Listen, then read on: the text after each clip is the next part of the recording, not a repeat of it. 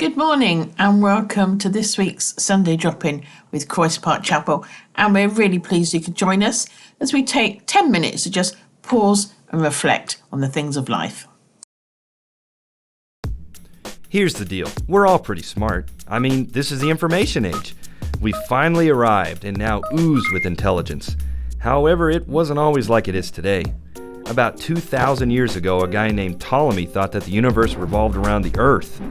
And it wasn't until about 500 years ago that people realized, hey, maybe this Earth isn't flat. Sure, that was the Stone Age, but it's still been a slow process for man. But even the past 100 years has been filled with misguided wisdom. Check it. In 1899, the Patent Office president was ready to close up shop because, according to him, everything that could be invented had been.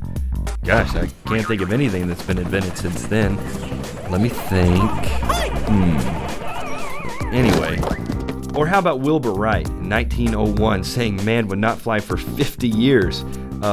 Wilbur, thanks for the first successful flight only a couple of years after you said that. Oh, here's a favorite of mine. In 1908, Henry Ford's lawyer said, "The horse is here to stay. The automobile is only a novelty, a fad."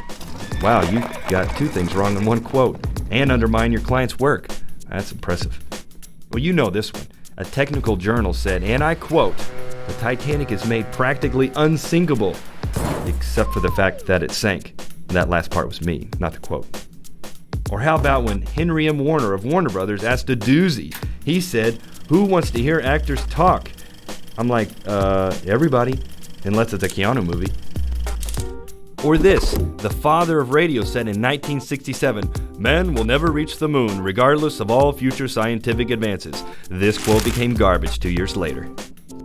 Or how about the founder of IBM who once said, "There is a world market for maybe 5 computers." Add about 8 zeros and you hit it right on the head, buddy. Okay, that's enough. Now look, I realize some of these comments were somewhat recent. But here's the cool part.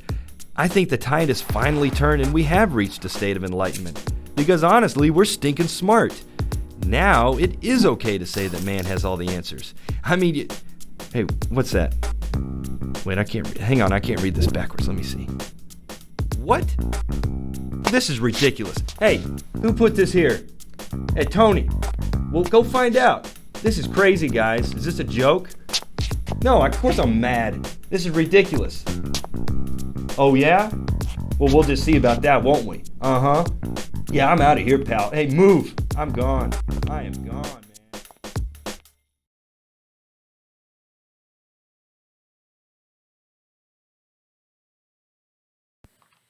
Good morning and thanks for joining us. A few years ago, there was a chicken farmer in America's Midwest. One night, there was an electrical storm and one of his large buildings was struck by lightning and caught fire.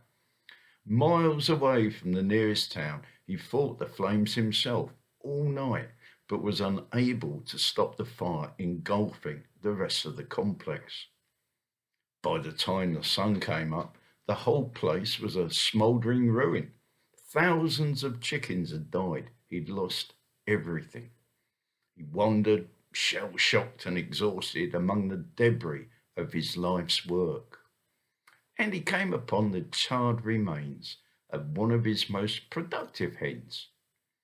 In a black depression, he just kicked the carcass. And there, underneath where the bird had been, were 3 baby chicks, still alive. The mother hen had sheltered them under her wing. She died, but she saved her babies. The farmer picked them up. Hope dawned again. He nurtured those chicks. He fed them. He cared for them. He was like a father to them. And when they were full grown, he delivered them to a guy called Colonel Sanders, who cooked them and put them in a Kentucky Fried Chicken bargain bucket. Don't you just love a happy ending? The moral of that story is that if you put your trust in people rather than in God, sooner or later you're going to get burned. This guy had his own agenda. He was a chicken farmer. He farmed chickens for the Kentucky Fried. He wasn't president of the Friends of Orphan Chicken Society.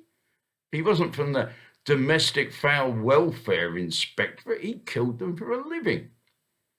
People always have their own agendas, and maybe, like the chicks, we might benefit by going along with their agendas for a while, only to find there's a nasty twist in the tail.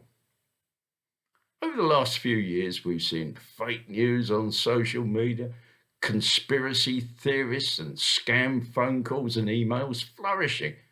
And I mean that not just in terms of increasing numbers, but in the success of people getting deceived by them. The old adage, only believe half of what you see and nothing of what you hear, though it's been around for decades, might just as easily have been written for today. Now, I'm not saying there are no truthful, trustworthy, and honest people in the world. You might actually be one of them. But generally, we are fallible human beings. Even if we're honest and faithful and true 99% of the time, there is bound to be that one time when we let someone down, even unintentionally. The Bible tells us to trust in God. It's good advice.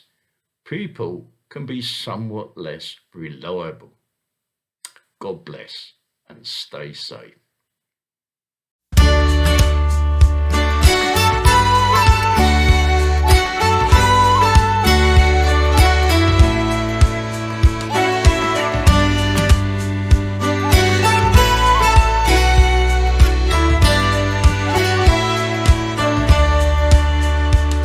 Your word, oh Lord, is my delight. It plants me like a tree that's rooted by the streams of life. So Lord, set your word in me.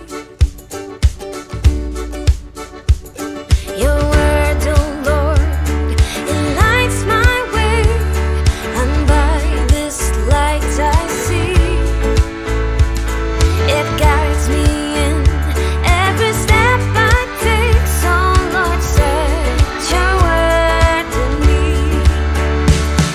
Speak, oh Lord, speak, oh Lord, we are ready to receive. Speak, oh Lord, through your mighty word, oh, set your word in me.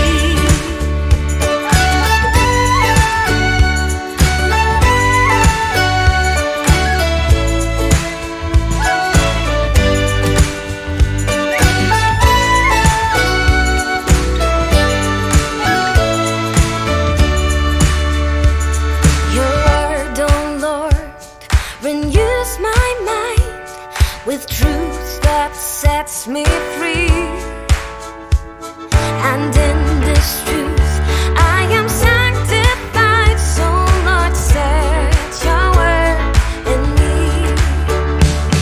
Speak, oh Lord, speak, oh Lord, we are ready to receive. Speak, oh Lord, through your mighty word, oh, set your word in me. Speak, oh Lord, speak, oh Lord, we are ready to receive. Speak, oh Lord, through your mighty word, oh, set your word in me.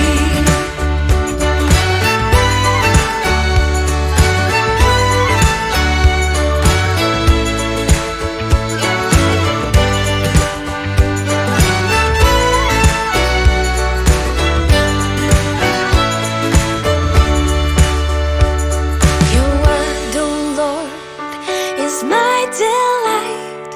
It plants me like a tree that's rooted by the streams of life. So Lord, set your word in me. So Lord, set your word in me.